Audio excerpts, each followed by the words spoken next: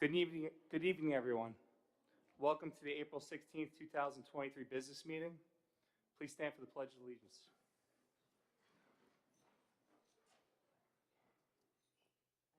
I pledge allegiance to the flag of the United States of America and to the republic for which it stands, one nation, under God, indivisible, with liberty and justice for all.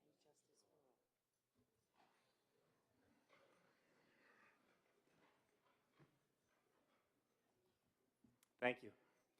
Tonight we are joined by 5 of our board members, our Superintendent of Schools, Dr. Timothy Harney, our Assistant Superintendent of Curriculum, Mr. Robert Haas, our Assistant Superintendent for Finance and Operations, Mr. Louis Fronterio, our District Legal Counsel, Mr. Edward McCarthy, our District Clerk, Ms. Suzanne Bonetti, and our Student Representative, Ms. Alexandra Velachos.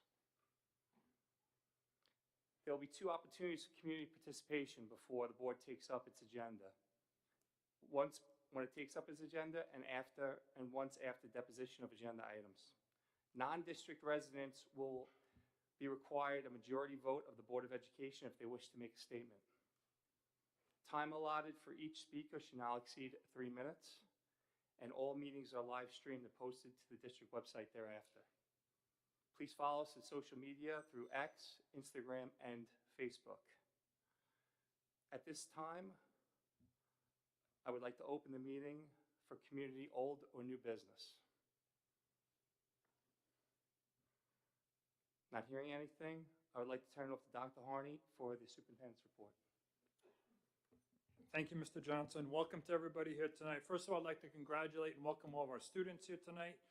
We have a number of recognitions, so it is always great to have you here. So congratulations to you.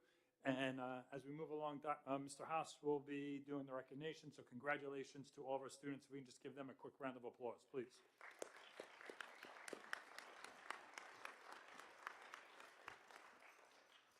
Just a couple of updates for you. One is, I'm happy to share with you, many of you may have heard this, is at the high school we started this year was the beginning of a unified sports team. And they had their first game yesterday, which was exciting. That we were over at Sayville High School. So they have an 8-game season, and tomorrow they have their first home game. So if you'd like to come out tomorrow, it's at 5 p.m. So good luck to them. We're looking forward to a great season for our students. Some of you are probably familiar with, each year we do a senior citizen dance dinner. That does have a little dancing in it. So that is going to be held on May 2nd. And if you have anybody that is interested, please reach out to Ms. Bonetti, our district clerk, and she'll help you with all that. And I'd also like to thank her publicly for all of her work that she's doing, along with Mr. Johnson, who have really been here kind of leading the way with that. So thank you to both of you for that. It's always a great event. I know I look forward to emceeing it every year, so and I'm looking forward to that. Some of you have probably seen, and we sent out a letter tonight. I mentioned it at our last meeting. We are, for the first time, going to try a reunification drill. Really, the idea is to practice this. And the idea of it is, for example, if ever we had to evacuate a building and we needed to reunify our students with our families outside of the building, we wanted to see how it would work. So it's really something that, again, I don't know of a district in Suffolk County that has tried this yet, but we figured we would try it with Blue Point Elementary. So over the last month to 6 weeks, we've been working with our security consultant, along with Suffolk County Police Department and the Blue Point Fire Department. So today you will notice in the note that I had sent home, Ms. Velasco has been sending messages home to the Blue Point Elementary families. Today I sent one to the entire community because it will include some traffic flow for that time, and it's going to really occur really between 2:15 and 3:15 thereabouts, where some of the roads around Blue Point Elementary will either be flowing in a one-way direction or the road may be closed. Tomorrow we will put messages in just all the mailboxes that are around there, so those families are aware as well, just in case they do not have a student within the school, so that they're aware of it. Again, I would appreciate everyone's assistance with this because it really is something that we wanted to try. We thought this would be a good idea to kind of do a run-through.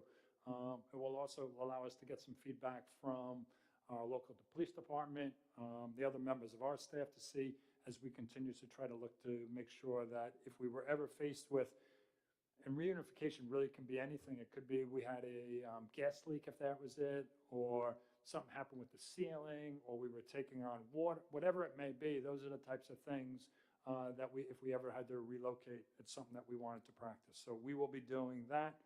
If the weather were to be bad, but right now it's looking okay, we do have a rain date for that later on into May, but we're hoping that we can get it in this day because a lot of planning has gone into that. So again, thank you to everyone for all their help with that, especially our SROs and our local fire department. Just a reminder, next week we have spring recess, so we're looking forward to that. And after that, the year really kind of speeds up in terms of a lot of different night events, whether it be concerts, you'll have the middle school musical play, you'll have award ceremonies, so all those will be happening, so please check the calendars. And again, if you're following us on the district on Instagram, you'll continuously see that information pushed out on a daily basis as well. Wait, so you have that. And really just on a side note, one of the questions that came up when we were discussing the budget, we'll talk a little bit more about this later on, is Mr. Haas and I were charged with reaching out to all the people on the waiting list. It really looks as if just about every single person is looking for a slot. So as we said that we would have to do an RFP, so that RFP went out today. And that will close on May 6th or 7th, and then we'll award that the day after. So if you remember, we're looking to do one class of our own, and then we're also looking to partner with a local CBO. So that is information just so that you have that as we're going forward. And then when we do the budget, I'll talk a little bit about the latest news from the governor, so I'm going to hold off on that a little bit so that we can do the recognition of our students. So with that, I'll turn it over back to Mr. Johnson.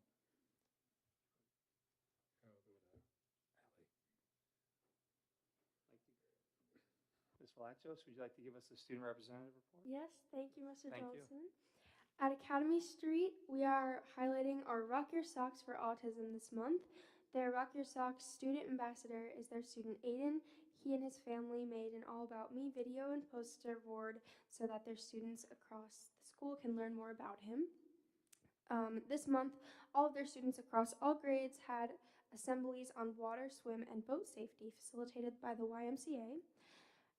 They have had students from the high school coming over to read their students at Academy Street.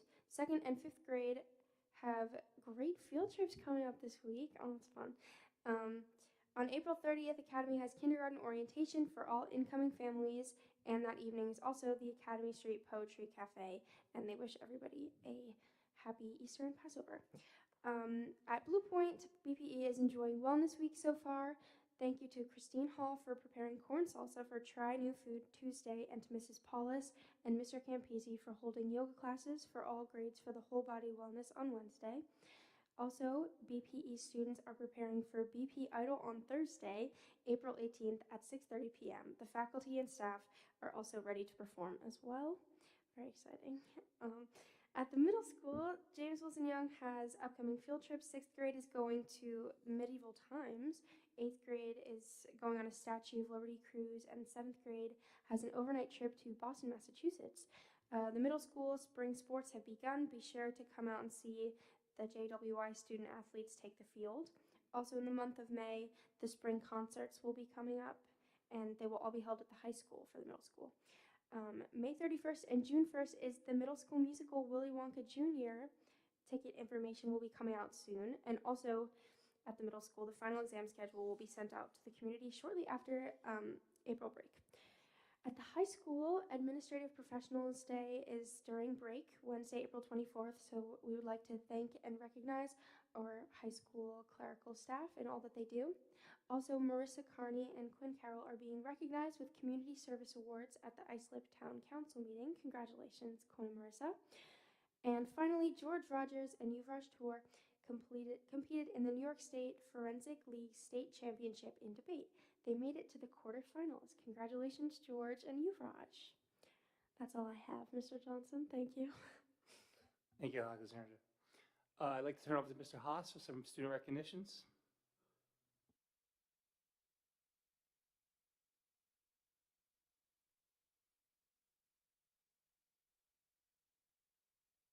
Thank you, Mr. Johnson.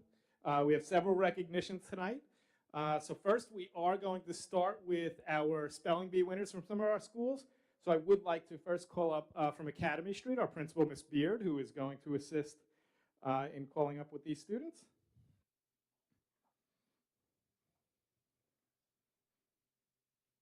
So the first student we have is Taylor Noel Peluso. And then I'd also like to call up Cara Christine Gazzi.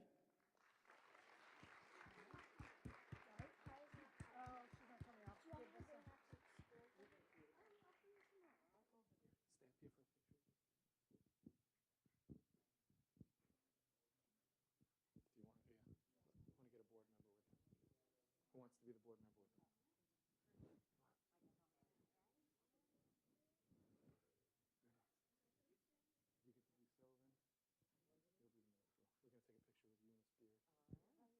You'll be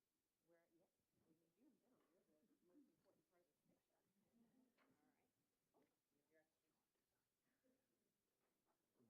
No, you can do the picture.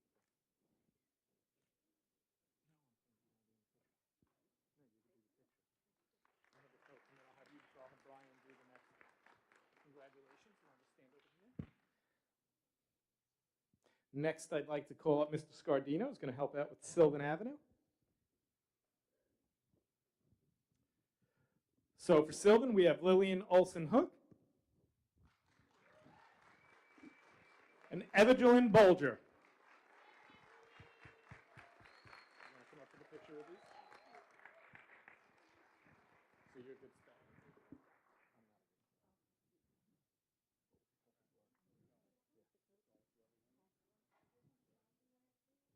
You're out first on the.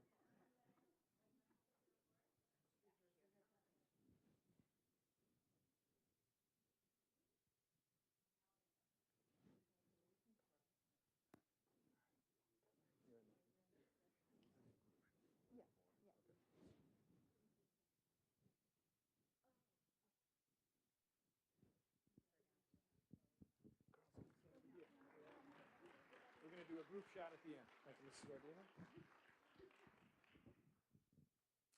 Now I'd like to call up our middle school winners for 6th grade, Leah Coloroso.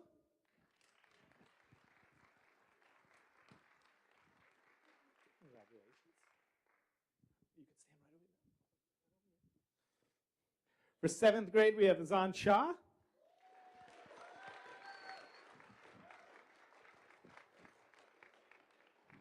Congratulations. And for 8th grade, we have Ava Stump.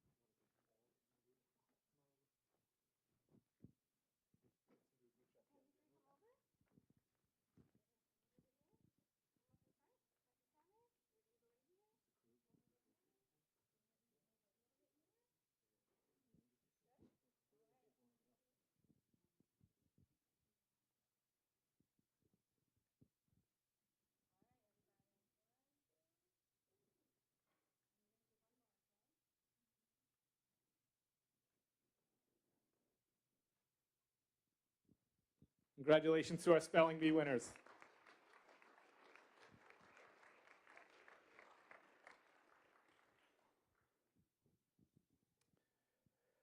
Next, we have our Patriots Pen winners. Patriots Pen, for those of you who don't know, is a national essay scholarship program that is run by the VFW.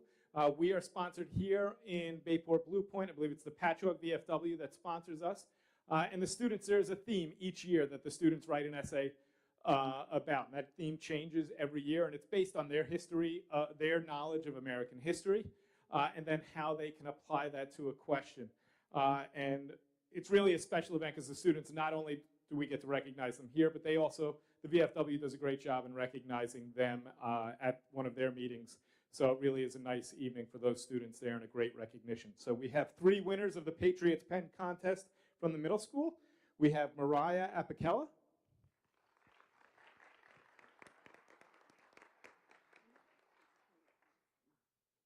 Angela Cavuto,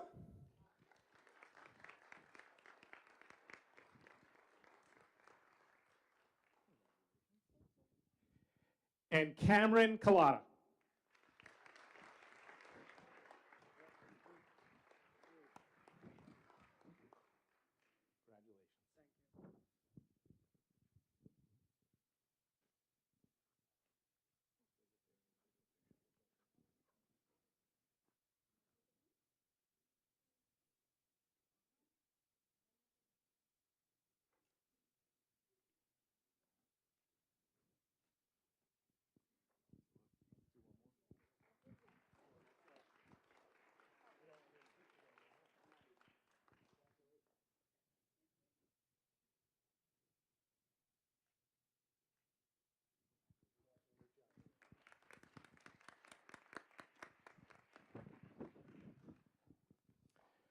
All right, the next and final recognition we have is for the James Wilson Young Middle School Science Olympiad team. But before you can clap for them, that's good.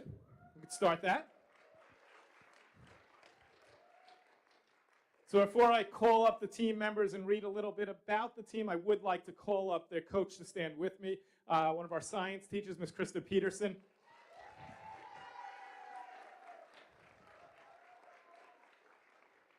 I think you could see from the student response how much they appreciate all the hard work that she puts in and the extra hours she puts in to really help our students be successful. And really, our Science Olympiad team over the past years has really grown more and more and truly has become a remarkable group. So just to read a little bit about the team this year, and then I'll call you all up for recognition. So our Science Olympiad team from the middle school, under the leadership of Ms. Krista Peterson, had a tremendous season. They competed recently in the Eastern Long Island Regional Science Olympiad competition held in the 3 Village School District at Murphy Junior High. The team did fantastic and earned 13 medals. They finished 4th place overall, which qualified them for the 2nd straight year to head to the state championships up in Syracuse, which were held April 5th and 6th. This year, they had 25 students compete in 18 science and engineering events. So we're really starting to see the group grow more and more as well. Heading upstate, the team, again, did a fantastic job at the state championships up in Syracuse. The highlights included Azan Shah and Juliana Cirillo winning 9th place in the state medal in anatomy and physiology. Nate Bolger and Liam Vanderbeek narrowly missed a medal in flight, placing 12th overall. Their flying time was 1 minute and 30 seconds, which was 50 seconds longer than their regionals flight, and impressed the judges greatly. The team finished, it looks like, 30th overall, and are eager to get into the top 10 next year. So I congratulate all of you, and I can thank Ms. Krista Peterson for all of her hard work. So I am going to call up all the members of the team, and really this is such a team event. The encouragement that goes on behind the scenes and working together. So whether a student made it to the States, didn't make it qualify for the States, they all helped each other throughout the entire process. So you all really should be proud of all the accomplishments. So give Ms. Peterson the certificates so she can hand them out. All right, we have Joseph Abadi, who is a regional medal winner and state team member. Dylan Barron. Madison Cha. Juliana Cirillo, who is a state medal winner, regional medal winner, and state team member. Nate Bolger, who is a regional medal winner and state team member. Angelina Festa, who is a regional medal winner and state team member. Natalia Gonzalez. Quinn Grant. Christian Green, who's a regional medal winner and state team member. Daniel Harrison, who's a regional medal winner and state team alternate. Finn Hasher, regional medal winner and state team member. Sutton Hasher. Liliana Johnson. Michael Kane, who's a regional medal winner and state team member. Carson Kane, regional medal winner and state team member. Ray Labarca, regional medal winner, state team member. Nicholas Morrow, regional medal winner, state team member. Alyssa Nicosia, regional medal winner, state team member. Charlotte O'Leary, regional medal winner, state team alternate. Abram Puccio. Jane Raymond, state team member. Francesca Seitz, regional medal winner, state team member. Azan Shah, state medal winner, regional medal winner, state team member. Harrison Terzopoulos. Liam Vanderbeek, state team member. And Billy Vogel, regional medal winner.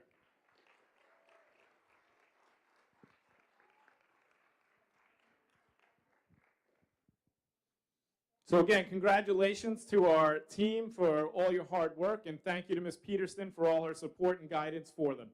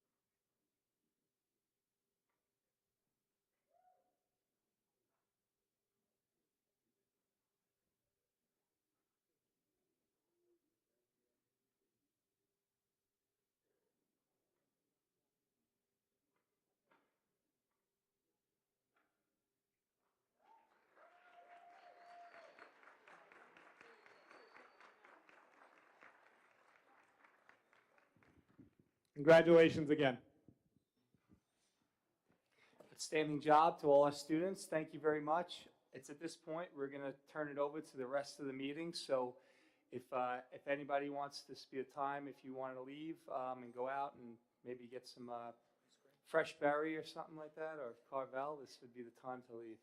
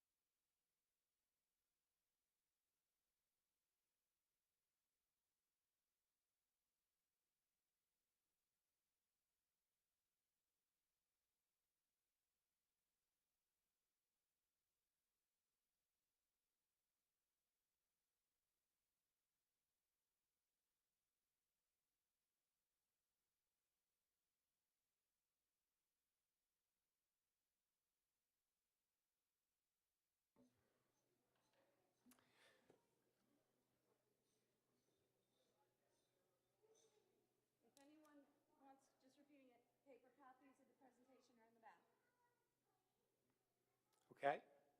I'm going to turn it over now to Dr. Harney and Mr. Frontario for the budget presentation number 8, which should be our final presentation leading up to, or our final presentation to the board leading up to the next month's budget vote. Thank you, Mr. Johnson, and I'm going to turn it over to Mr. Frontera in a half a second. Is one of the things I've been talking about over the last couple of months is somewhat of the uncertainty related to our foundation aid. If everyone recalls, is the district really has two revenue sources. It's foundation aid, that's the one type of aid that in general there's no strings attached. And then you have also in the tax base, the tax levy.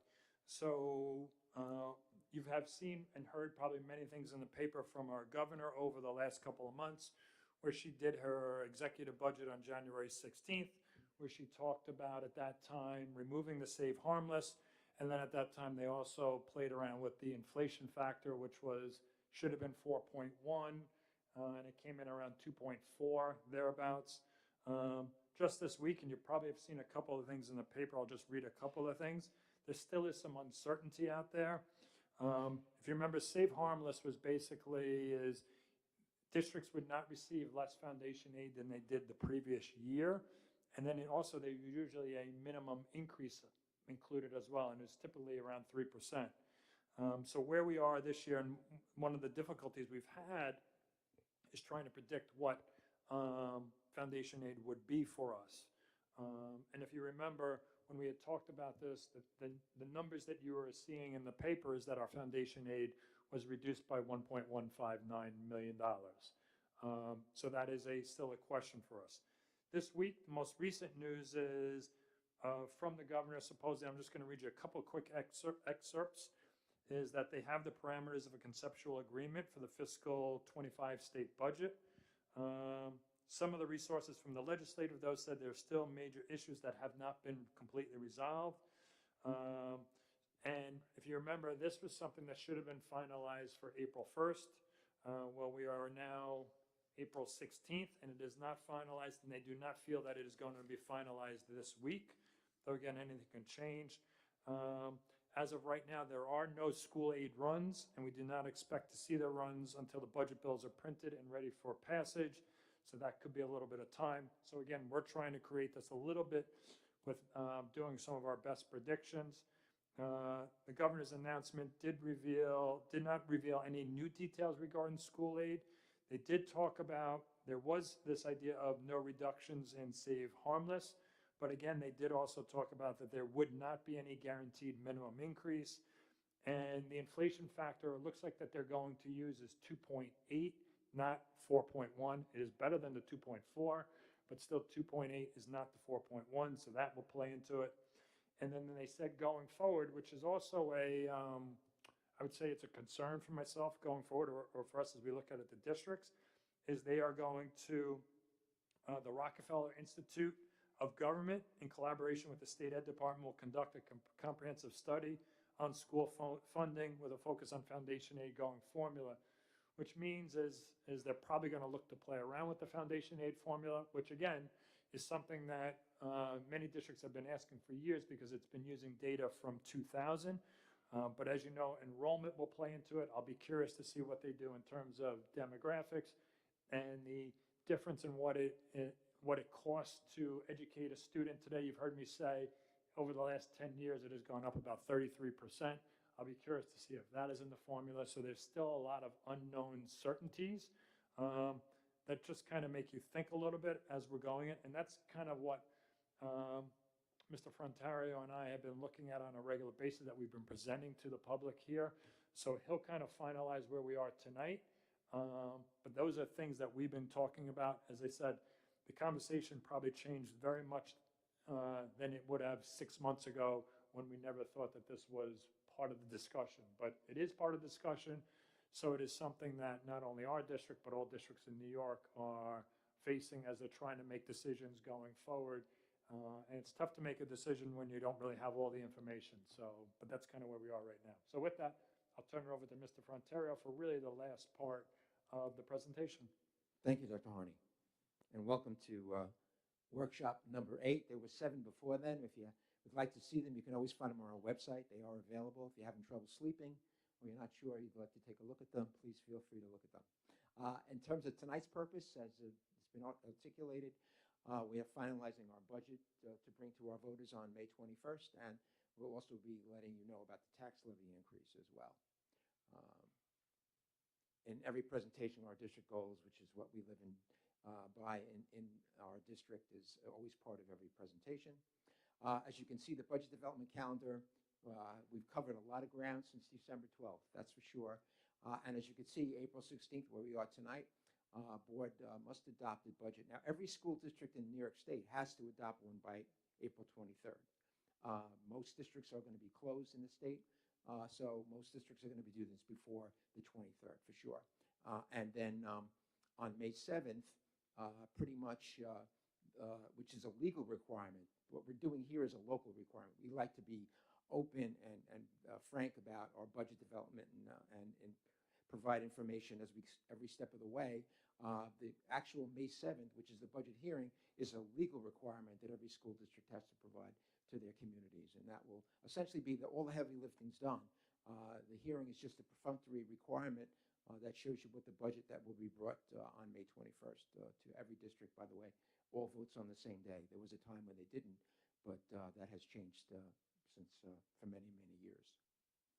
Okay, so back on March 26th, when Dr. Harney and I sort of presented the budget workshop that night, we talked about where we wanted to go in terms of this 3.51 budget-to-budget increase, which was in workshops 4, 5, and 6, and that pretty much reflected that. And we talked about changes that we would make along the way. And in the process of getting to the March 26th meeting, decisions were made that night. Specifically getting from the 3.51, we explained how we got to a 2.91% budget-to-budget increase by $500,000 in reductions on the expenditure side. Some of that having to do with staff that was retiring that will not be replaced as one particular item that helped us to do that.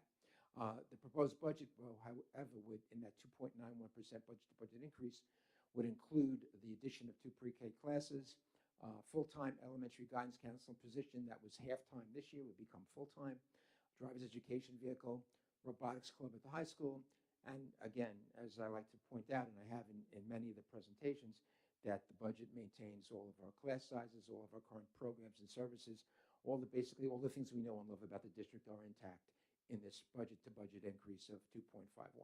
In terms of the tax levy, we're going to go to the allowable limit of 3.91. That over the years, and it's important to point out that the board in the past 3 consecutive years have not actually levied at the top of the cap. They've levied below. So that's important that we need to be able to do that, knowing how sort of uncertain things are on the go forward at the moment. And of course, state aid pending is still state aid pending. There's a lot of talk up there that the governor seems to think she's getting a deal. And then there's still a lot of talk about things that there's no closure on.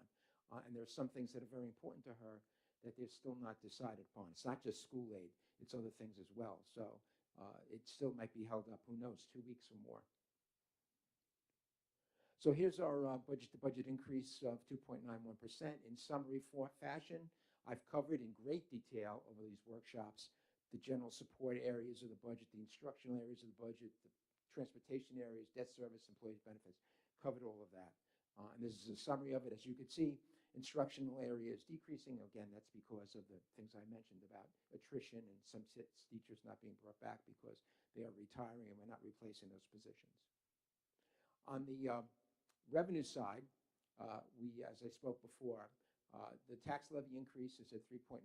Again, that's based on our allowable tax levy limit, and I did show a calculation, I think in at least 2 of the workshops, about how that was arrived at. That's within our 2% cap, if you will, and fits within the law, the legal requirements. With that, though, as you can see, probably the safest thing to do in terms of state aid at the moment is assume no increase. Now, it's obviously, I'd like to under-promise and over-deliver on revenue. That's always a good way to do that. Book less and get more. Hopefully that will change in terms of what we actually get, and that will affect our fund balance and our ability to appropriate fund balance to reduce taxes and so forth. So at this point in time, it is a very a safe way to do that. So between our tax levy and a little bit of an increase in our revenues, all other revenues, maintaining our appropriate fund balance at the current level and our transfer of reserves at the current level, we'd actually like to take them down if we could, but right now we can't because we are not going to be expecting any state aid at the moment in this particular plan. So that would be our, again, and we are in balance, if you will. So if the expense side is $85,882,466, a $2,429,100 increase, we actually have that, of course, on our revenue side as well. We have to be in balance. That's the only way we could bring a budget to vote. This is just a scenario. If we were thinking about adding state aid, we were still going to levy at the tax levy limit. But if we booked state aid, and I discussed this back on March 26th, that we would just take down the miscellaneous revenues and reduce the appropriated fund balance and transfer to reserves. This is really not a tack that we'd like to take at the moment. We'd rather see the state aid increases actually come to fruition. In terms of capital projects, again, we have a $500,000 transfer to capital in that 2.91% budget-to-budget increase, and that will be used for district-wide replacement of tiles in various classrooms that need to be replaced. We could probably, by doing it this way, we could probably do 20 to 25 classrooms, removing the old tiles, and all of that projects would be state aidable as well. In terms, again, tonight, we're deciding on our budget-to-budget increase at 2.91, our tax levy increase of 3.91. May 7th is, again, the budgetary hearing, a requirement that we'll be doing that, but of course there's no changes made to the budget at that time. I will mention a little bit in that presentation about what a contingency budget means. If a budget were to be voted down, there are a lot of very strict parameters that require school districts to do if they were ever in a situation like that. It's pretty severe, but I will present it so you have the information. And then, of course, any other things that might come up with respect to discussions about that might come up at the hearing. Questions? Any questions for Mr. Fronteria from the board?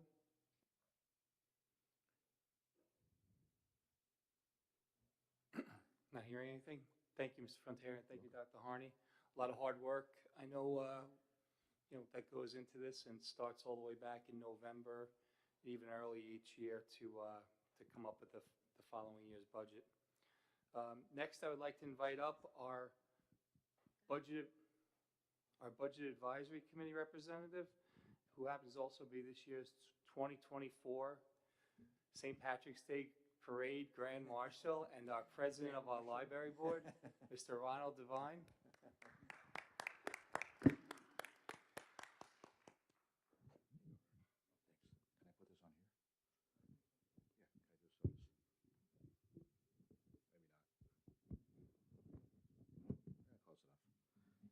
Good evening, everyone. I do have copies for the board and members.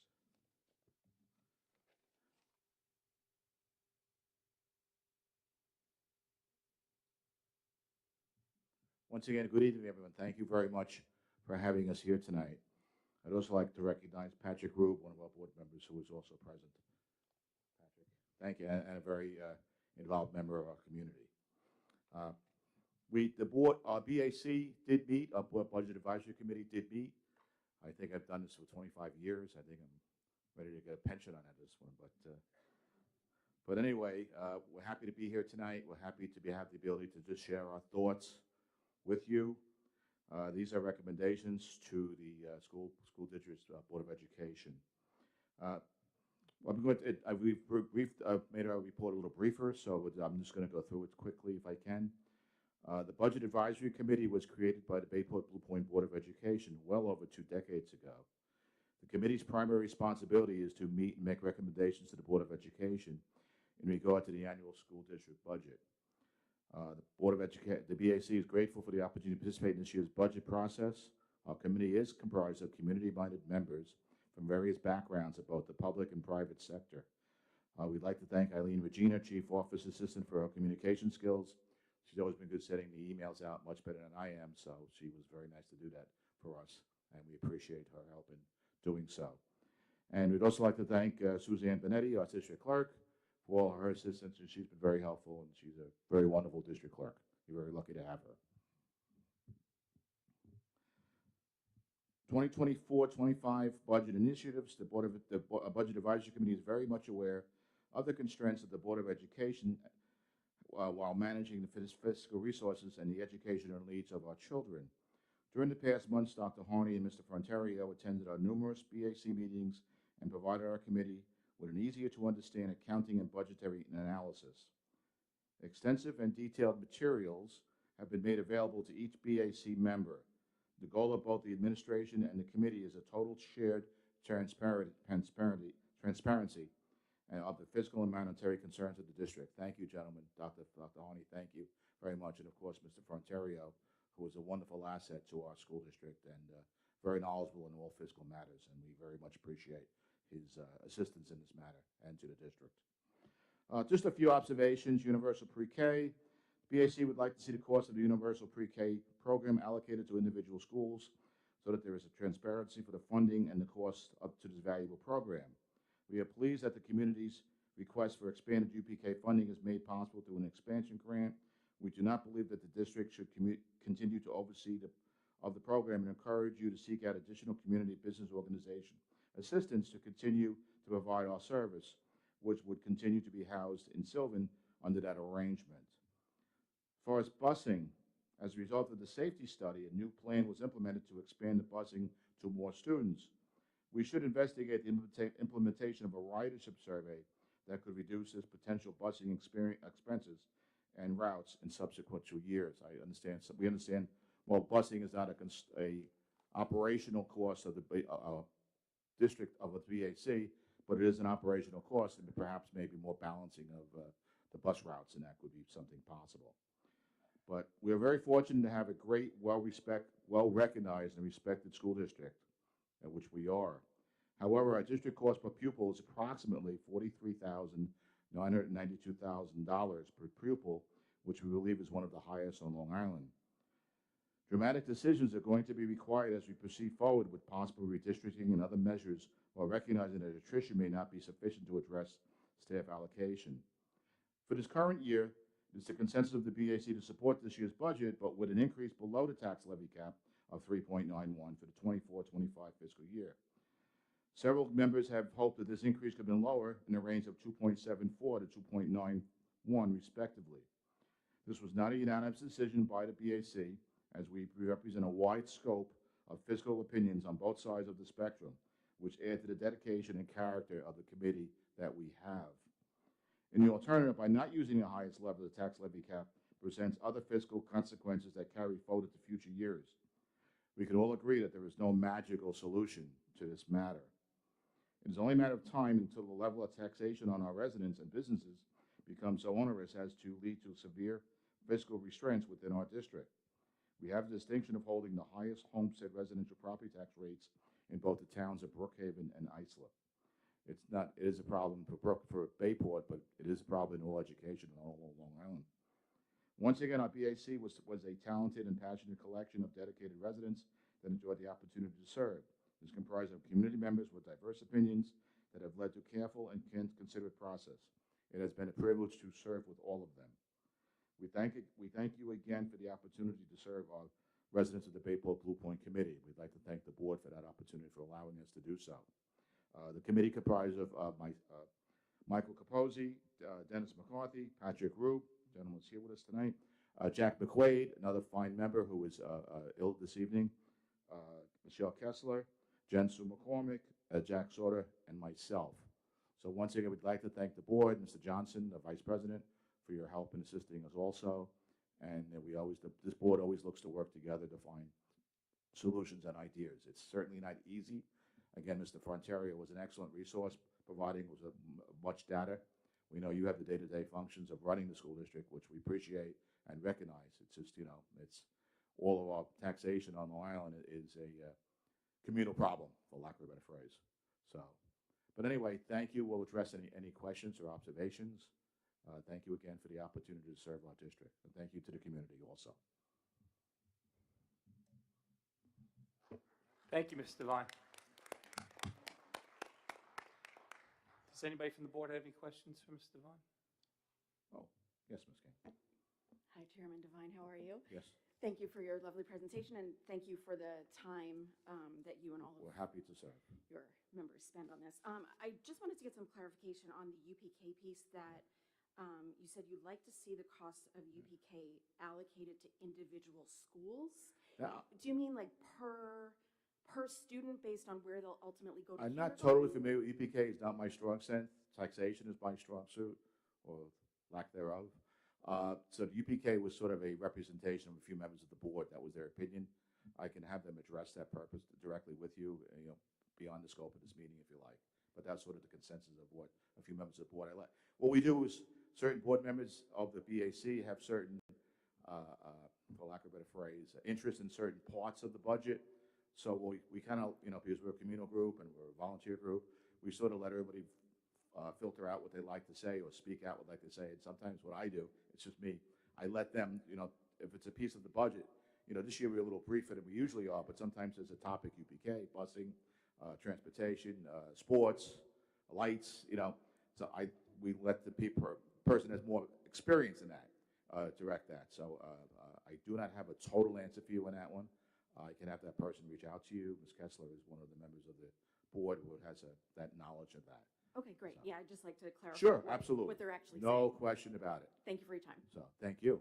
Mr. Devine, just on that, first of all, I would like to thank you and the whole committee because we Thank you. spend a lot of time together. So We do. thank you for It's that. very enjoyable.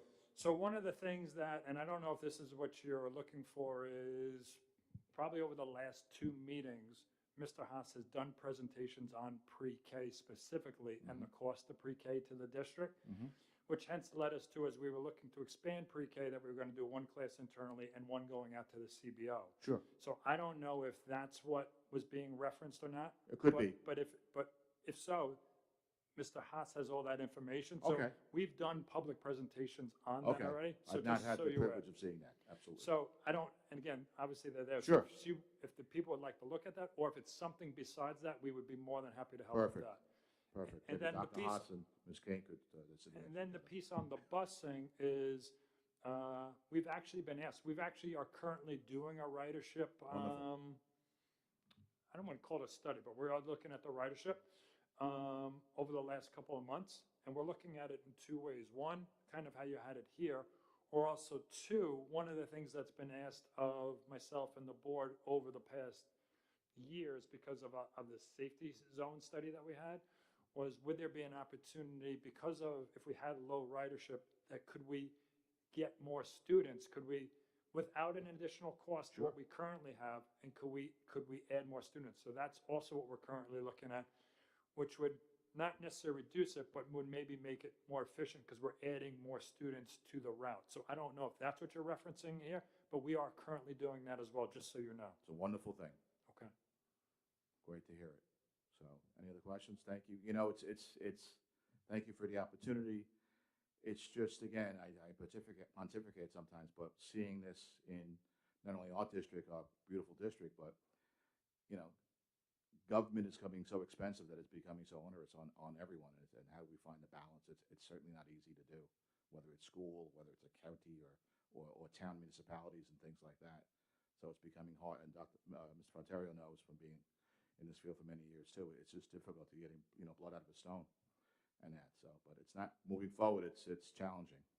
Absolutely is, and it's been actually one of the things that probably within the BAC, right, and then even over the course of the years, I've talked about it publicly in terms of, and I've talked about it within the BAC, the declining enrollment was no secret, right? Right. It's something that we've been talking about, and I have probably done 3 or 4 different places at least over the last couple of Yes, we have. years. And I know that one of the things was talking about redistricting. That was something that we looked at.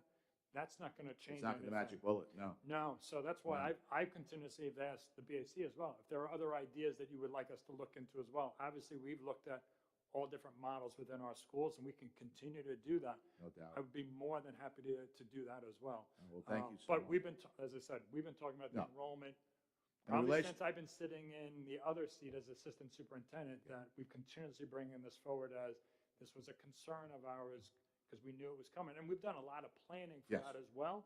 But I agree with you. It's something that we're probably at the point where we're probably 2 years from now, maybe 3, from flattening out. I don't know if we'll see the growth like you saw, 20 years ago again. I think those days are over. Not for So me. it is definitely more of a discussion point. I will take suggestions from the BAC, which I've asked for, so. Well, thank you, thank you.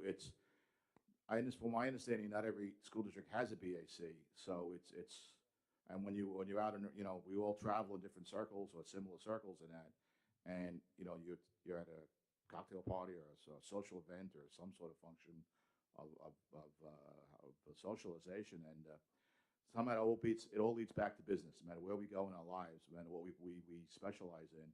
It all goes back to business, no matter what you're at, and when you hear this school district saying, oh, I don't have a BAC, and we said, we've had one for many years, 25 years, give or take, I lost track. But, it's a privilege to have a BAC, and the BAC is it's not an adversarial organization at all, and we all know that, and we do appreciate, the opportunity to talk with the financial officials and the superintendent, of course, and any other professionals that we come into contact with. So, and it's good to have different, we sit and as you know firsthand, we bang things around, and there's no magic answer, and no one has the exact answer. But it's just nice to have the ability just to talk and just to go back and forth and have the byplay and back and forth. It's a wonderful thing. Really, as you said, a tremendous group, very diverse, bring different things to the table, which is always. I wish more interesting. people would join. I wish more people would join it, and people in the community. If you're out there, I know we have a small crowd, but please, it doesn't take that much time. It does take a time process, but it may be once a month as we start in the fall, and you receive a lot of the information that we see tonight. Oops, I'm not here to sell it, but you see firsthand how these numbers are derived from. You can agree or disagree, but at least if nothing else, you find out what the mindset or what the ideas are. You could be 100% in agreement, which is good, or even not. But at least you know what happened. They say, well, we raised this 10%, this 5%, this went up. And at least you know what the work product was, or the time effort put into as to why the result is what it was. So I would always, and I currently do, I always encourage people to join the BAC. We have a small group of 7 or 8 people.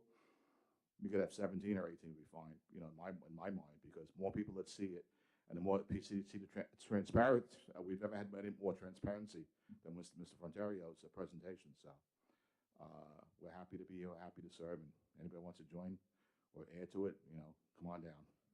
So Hi, Mr. I almost Devine. got away. You almost got away. It's a quick question, I promise. Okay. First of all, I just want to thank you because, Thank you. as you said, not every district has a BAC, but also not every district has this many people willing to volunteer their time to engage in the work of the district. This is something we talked about in our last meeting when we had, parents come express concerns about UPK. Folks engaging in the work of the district is really what this is all about. You're a volunteer, we're volunteers. It's kind of the same.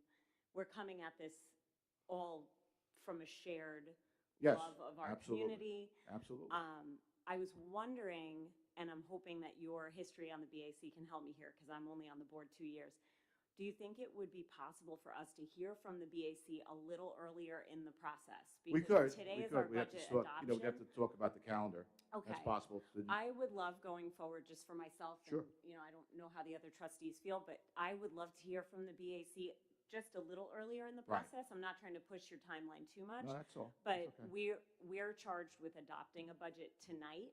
Right, And I if know, there the were- timing is always And if there were, crossing. let's say a major recommendation in here that required our I know research, your we mindset, wouldn't so be you're able to working act into on it. some sort of finalization. Right. And you're hearing different viewpoints of something. It's true. Sure. No, I And agree. we really value the input of the BAC. Like you said, it's a diverse group of people who are coming from all different places. And I would personally love to hear your recommendations, 1 or 2 meetings prior to the Sure. budget adoption. We if can could. work on that. Thanks so much. One last thing, I think of things as we're talking here, and you probably can't get rid of me off yet, but on the BAC, most of the members do not have children. Myself, my son was a product of our district, and he did very well. But Patrick has a lovely daughter that's in the district, but not every BAC member has children in the district. I'd like to see more people that have children in the district, because they're seeing it. I mean, the children here that we see, those wonderful recognition and that, you know, we don't see that because our kids are gone and that. We've been through this, been there, done that. You know, it's wonderful to see, but getting more parents on the BAC that, you know, you don't have to be a financial expert. We're not financial experts, even after all this. Every year we learn something new, and we're looking at it again after a year. Well, that's how that works. So it's not, you don't have to be an accountant, you don't have to be an attorney. You don't have to be a professional. You could be anything, any part of your life, and just sit there and just we talk and we learn and that. So maybe we could do some more marketing of our district. Just a thought. In the summertime, before we start revving up in that, maybe, you know, come on down, join the BAC, blah, blah, blah. Maybe a little bit of, you know, maybe a little something we could do. So just a thought. So, but thank you once again for the privilege and opportunity. But yeah, Ronnie, I just wanted to put one more thing to echo on this. It's close. You're never getting away, Ronnie. That's Yeah, no, I'm sorry. I'll bring this up because like 10 years I'm ago. like Larry David. So 10 years ago, I joined the BAC. About yes, you 9, did. 10 Thank you. years ago. Thank you. Mr. Johnson was also attended many meetings over the years as a board member. Previously, he was a member of the BAC Budget Advisory Committee, and then was successful in his election as a Board of Education member. And thank you for your service. And the one thing that jumped out to me, just like you point out, was the average cost per pupil, and not having any knowledge and having a child who was just going into kindergarten. It jumped out to me, and you know, I had the same reaction that most BAC or most community members. That's a crazy number. That's got to come down. And what I've seen in the last 9 years is, you know, Dr. Harney has brought a lot of solutions to the table. Absolutely. What people need to understand is when you look at that number, we can only chip away at that number. We can't take chunks out of it, No, because the you're only way right. to take chunks out of it would be to discuss stuff like grade clustering, closing an elementary school, Absolutely. merging with another school. Those are all things that the community does not want. I agree. Or miraculously our enrollment doubles and triples. That would bring down that average cost, which is Not for it's me. not practical. It's not going to happen right now. 67. The other way would be eliminating electives and programs that we value, like AP programs, certain foreign languages. These are all discussions that can be had, and we can reduce these numbers. But I've seen it. I know this man has looked at every way possible. I've looked at every way possible. It's really not doable without these big changes that aren't popular. So yes, the number's big, but the number's big because of the same reasons why people like this community and this district so that's the much. quandary. You're right. We're very well recognized and we're very well respected. And when you hear, oh, where do you live? I live in Bayport. Oh, you live in Bayport. Oh, you have a great school district. So we're playing at a very high level, which is great. So it's scary to see if that level's got to be adjusted, you know, going that way. But that's something we're all going to have to see what's happening down the line. But you're absolutely right in that statement. You know, right now all is good, but you know how long we can keep the ball in the air. So, well, thank you, ladies and gentlemen.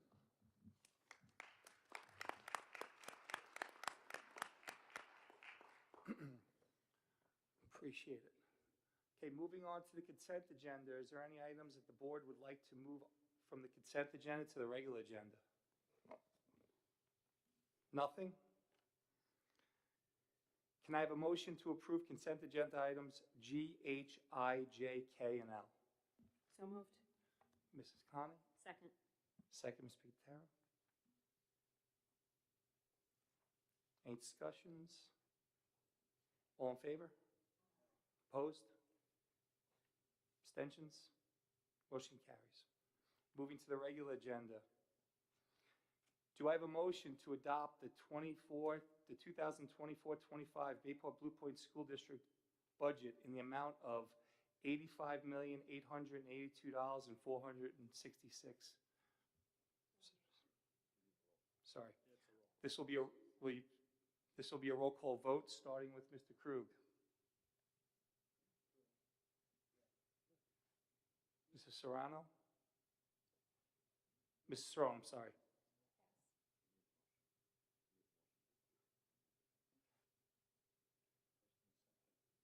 Yeah, I need a second. Mrs.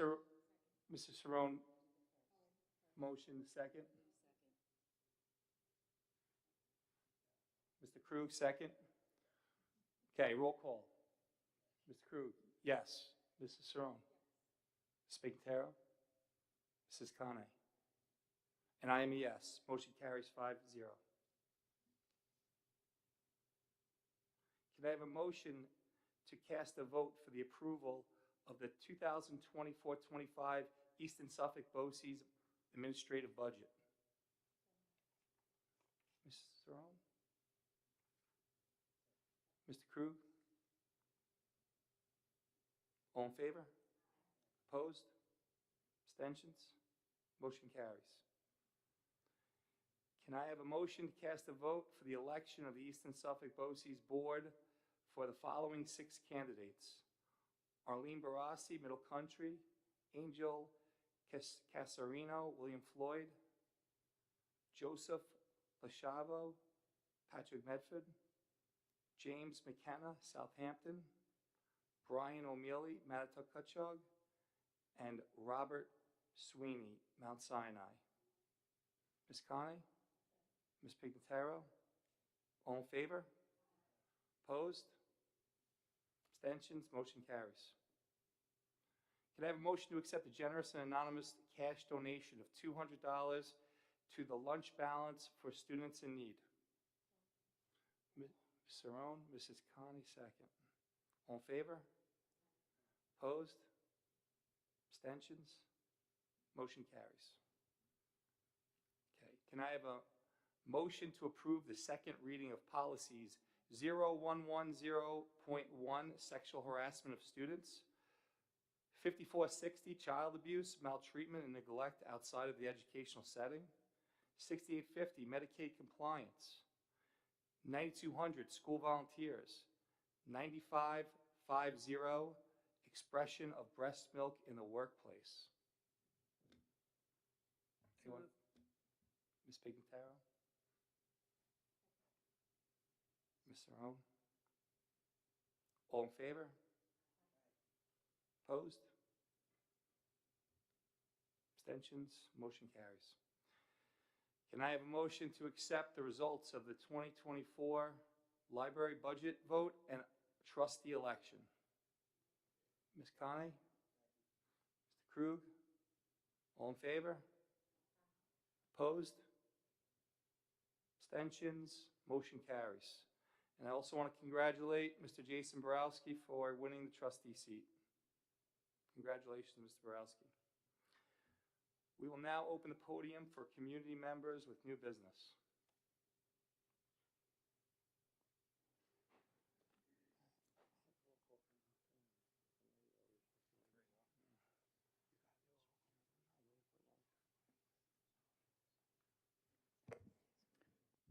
Hi, how you doing? My name's Sean Fian. I brought up a couple times for the budget about busing transfers from for swimming, golf, as well as the bowling team, bringing them back to the high school after their practices and such. I wasn't sure if that got worked into the budget or not, looking at this. No, for this current year, we had done it, we had done our research, and I think we haven't spoken on the phone, but it is not in this year's budget. Well, as of adopted tonight, it is not in this year's budget going forward. Okay, but depending on what happens with New York State, that's a possibility things might change? Or? No, when you're talking about, the budget is pretty much set right now, and now what you've seen in the budget, like when it comes to transportation or anything, that would have to be a referendum, correct? It would be, because it would be in addition to. In terms of providing busing for that one particular activity? It would, the question was when it originally surfaced was for students that were in a sport such as bowling, golf, or swimming, for them to be transported back here. We had done the research and it fell somewhere between $100,000 and $140,000. And at the time, within our budget proposals, we did not include that based on how tight the budget actually is. Right, so that would not require voter approval, but it would have to be authorized as an approved expenditure as part of the budget. And I think the board just took action on the budget for next year. Correct. So if it's not written into the budget at this point, it won't be authorized for next school year. Okay. And just adding to what some of you were saying with the BAC, maybe having them come during some of these budget meetings to propose some of their things instead of the last meeting, like you were saying. How many budget meetings have we had now? 8. And this is the first time we're hearing from them about this, right? So maybe they come every meeting, have a representative to bring something up, things can get treated differently. That'd be great. The meetings are open to the public, aren't they? Huh? Are the meetings open to the public? The BACs? Good question. I think they are. Yeah, it's Ronnie. No, but Well, no, one of the things is what we were talking about is the BAC, and they have put a tremendous amount of work. Matter of fact, if we had 8 meetings here, we met at least 8 or 9 times as well, so they have done that. Just so also people know is all their information is on the website as well, so people can also reach out to them. And we've even talked about this year of trying to bring information forward as well. So that was one of our conversations as well. So that is something that I think that they we're gonna talk about even further. Fair to say, Mr. Devine, in terms of bringing information here? Yeah, okay. Yeah, I would say that every budget presentation is actually given to the BAC in that small group before it's even given at the public meeting, usually the day before, where they ask all the questions, they provide input. So they're really getting an hour and a half of Q&A on the budget to make suggestions and to ask questions.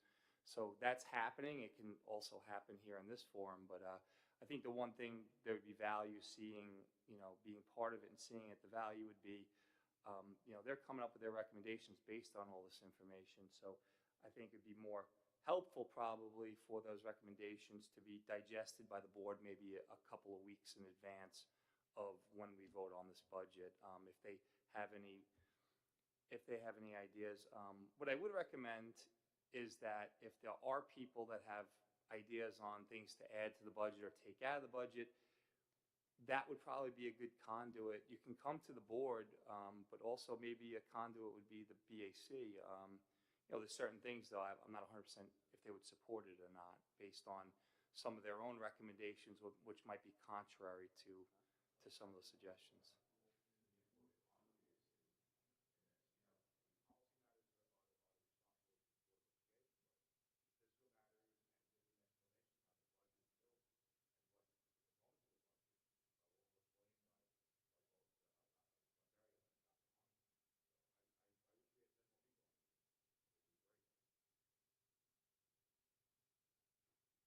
Is there anybody else, anything else?